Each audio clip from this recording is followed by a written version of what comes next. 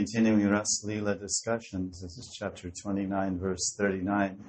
A few more points to extract the meaning and tasty flavors of Madhurya Ras that are encapsulated in this beautiful story of Rasa Lila. Vikshyala kavrita mukam tavakundala shri gandha staladara sudam hasitavalokam Tatabayam Chabutadanda Yogam Vilokya Vaksha Shriyeka Ramanam Chabavamadasya Rajagopis say, O Sham, seeing your face encircled by curling locks of hair, your cheeks beautified by your earrings, your lips full of nectar,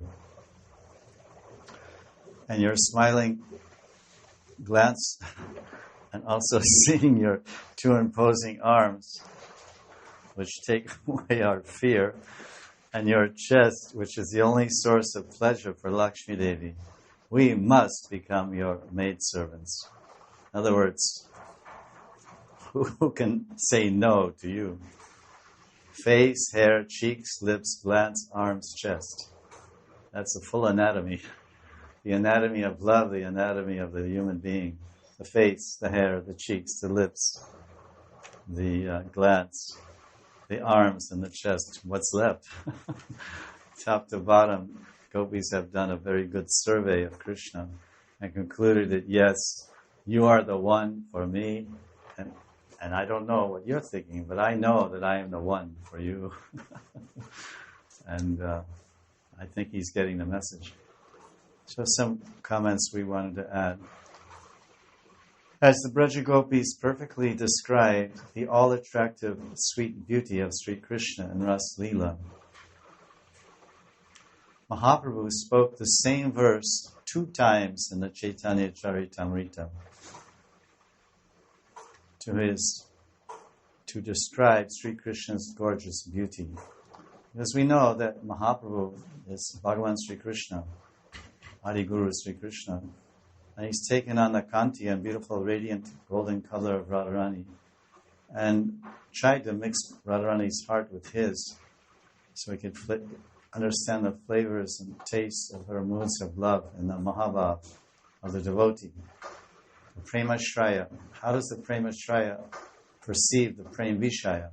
How does the object of love understand the subject of love? In other words, I love this person, but how do they love me? Or how do they feel when they love me? Or what happiness do they feel when they experience my sweetness? Or what happiness do they feel when they serve me? Because I see they're just doing humble seva and they're so blissful.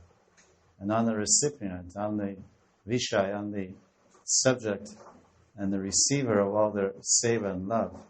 But what's it like to be the receiver and the object of giving seva and love? So therefore Krishna became something like Radharani. He tried.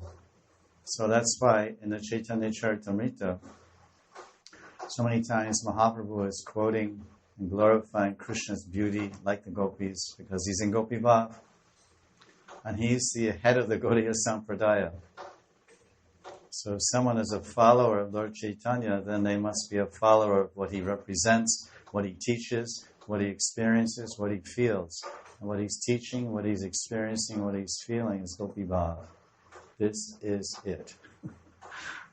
And unfortunately, the message is right in your ears, and the truth is right in front of your eyes, but you can't hear it and you can't see it.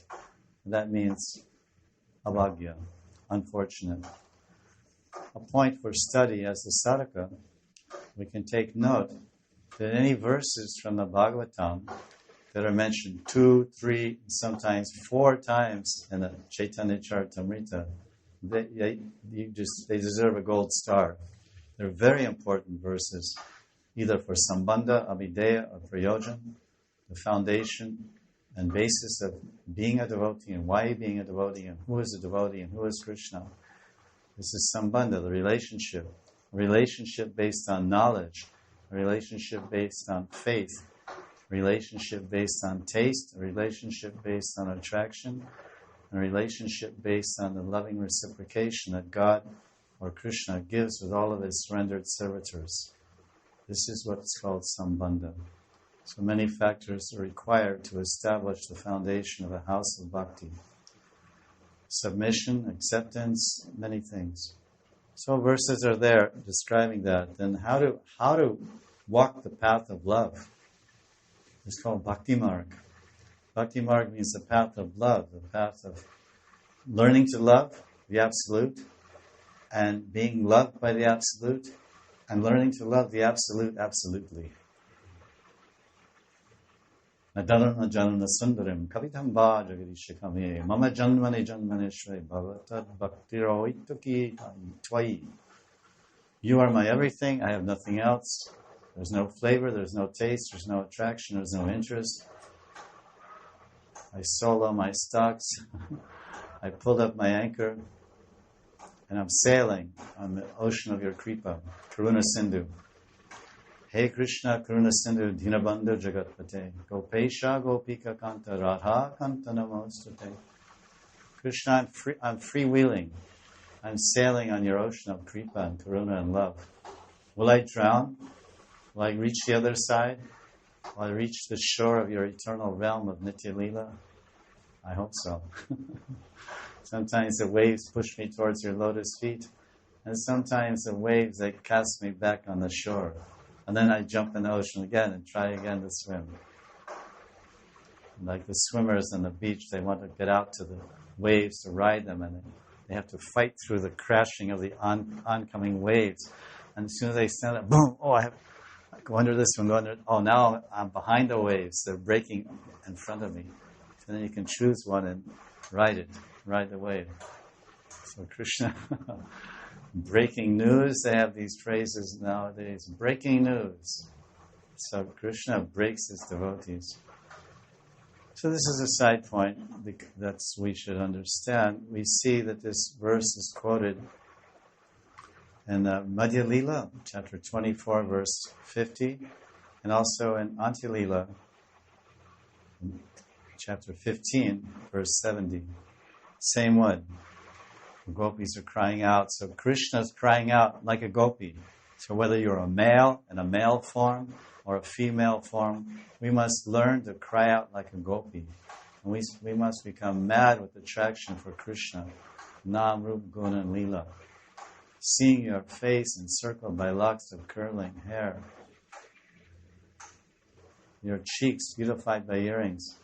We have the same darshan whenever we look at Thakurji, our personal Thakurji, or the famous Saptadevalaya of Vrindavan. We take darshan of Radharaman or Radhasham or Banka Bihari. And we see the Makar Kundala dancing as beautiful, glossy, chikana, blackish, cloud-like cheeks.